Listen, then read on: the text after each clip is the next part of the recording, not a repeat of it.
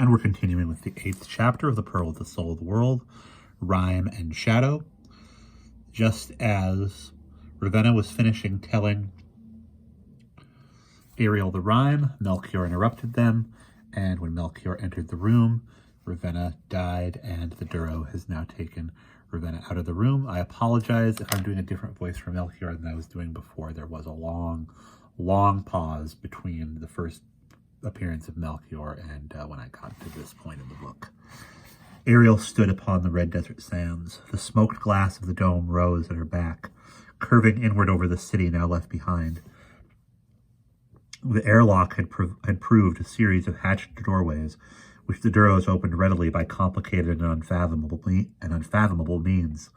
Yet, watching by pearl light, Ariel felt a whisper of comprehension steal eerily over her, some after effect of Ravenna's sorcery, perhaps. She almost believed that if she had put her mind to it, she could have opened the ancient doors herself. Instead, she turned heavily away. Thoughts of the dying Ravenna chilled her still. Memory of the ancient, interrupted by her liege man, filled Ariel with bitterness. Only a few more moments and she might have known the whole of the rhyme. Her back to the dome, Ariel stood, gazing out at the desert dunes. It was nightshade, and by the tilt of the stars, not many hours after Soul Star set.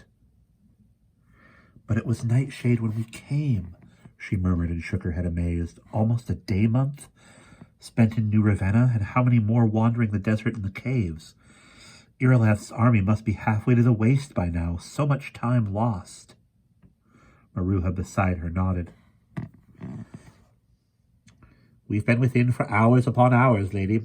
Handfuls of dozens of them will you and the holy ancient conferred. Ariel glanced at the Duros. They think I have the rhyme, she thought. They think the ancient lady gave me all of it, that I am prepared to meet the witch. We spent time going about under the dome, sorceress, Brandel added, as he and Colum wrestled with the airlock's final closure, surveying the city's machines, for Lord Melchior said we must be gone in haste as soon as his lady had given you all you needed, if we were to join this war in time. His young face was shining with expectancy, his words eager and bold. Already he seemed to have forgotten Ravenna fallen, Ravenna dying. But I don't have all I need, Ariel wanted to scream. She only gave me half the rhyme's end, not enough. Not nearly enough. I don't even know what the pearl is, or the sword. To calm herself, she took a deep breath. The outside air felt deliciously thin and cool. You must not call me lady or sorceress, she answered distinctly. Instead, I'm neither. Colum snorted. Indeed, and I suppose you have no pearl upon your brow, lady, nor a sword that sings ever so softly, in gift from the Ravenna herself.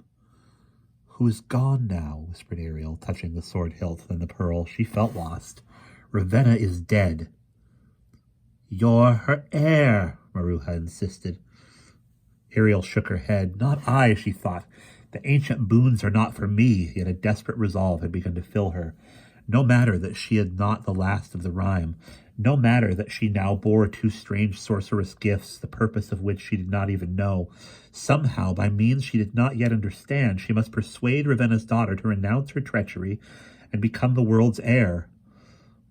Oh, please, sorceress, Brandel cried, coming forward. His hand had gone to his little harp. Will you tell me the rest of the rhyme? I'll sing it wherever I go. He threw a glance, nervous and defiant by turns, in Maruha's direction. I mean to be a bard, whatever my aunt may say. Sooth, my whole family, worthless, the Duro woman muttered. You're as bad as your fool Uncle Lad.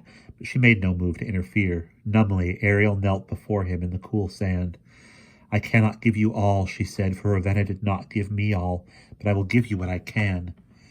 Whereafter shall commence such a cruel sorceress war, to wrest recompense for a land-leaguered sore. With a broadsword burning bright, a shadow, Ariel bit her tongue and fell silent. She did not know the rest.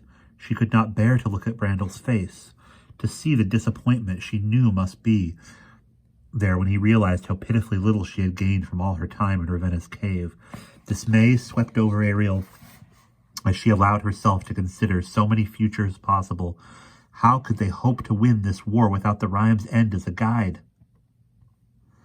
She had no time to think more, aware suddenly that even though her words had ceased, the recitation of the rhyme had not. Another voice now whispered it. A soft, strange voice that creaked like oiled wood. Ariel's startled gaze went to the sword at her side, but it was not the sword that spoke, it was the scabbard. With a broadsword burning bright, a shadow black as night, from exile returning shall champion the fight. The scrolls upon the inlaid surface of the wood swirled, shimmered, shifting their pattern, becoming a bird.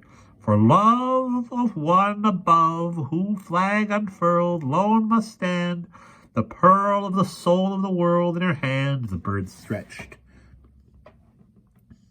long, narrow wings coming free of the sheath. Its white feathers shimmered. When winter rock to water,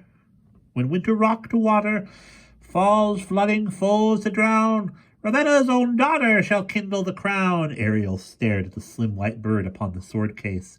Its bright round eyes stared back at her. She felt a rush of wild joy and disbelief. Heron! She cried. Maruha and Colum both stood gaping.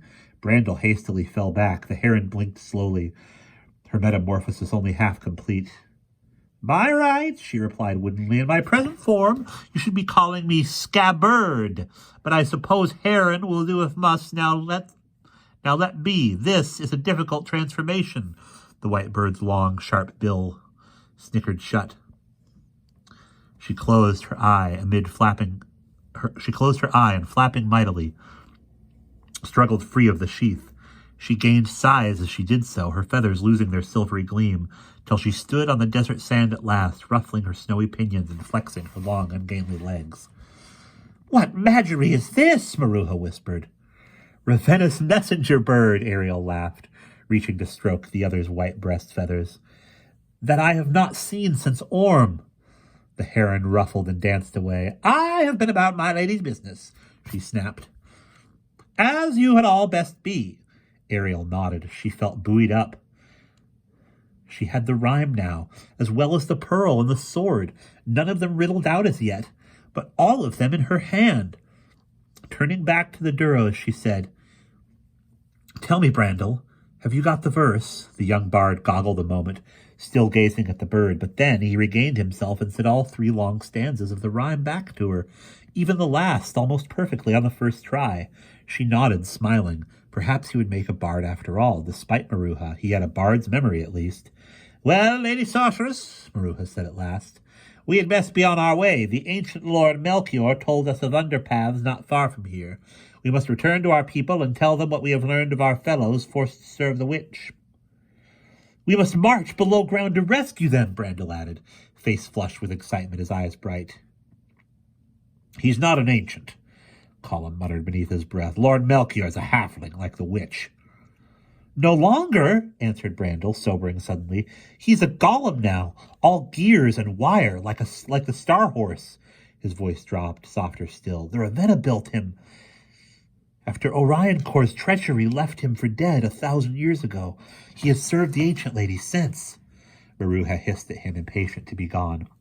We're off, she said, offering her hand to Ariel in the Duros fashion, but Ariel would not take it.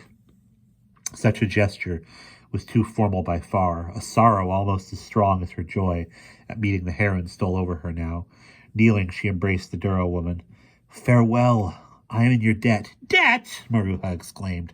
Sooth nonsense, lady. The removing of the pin was the Ravenna's doing, and if you had not kept the weasel hounds from us, we should have all gone to the witch.